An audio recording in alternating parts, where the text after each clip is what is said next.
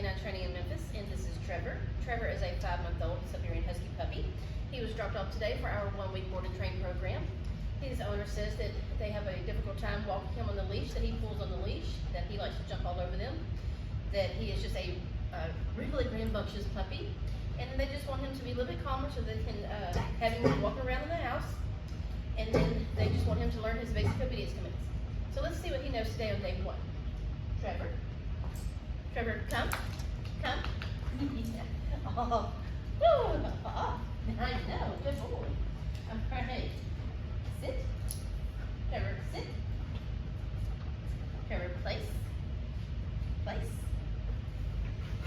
Heel. Heel.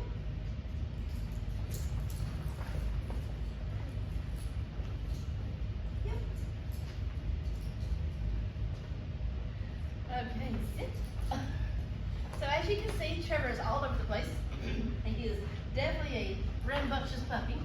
So I can't wait to show you what all he's going to learn after just being with me for a week.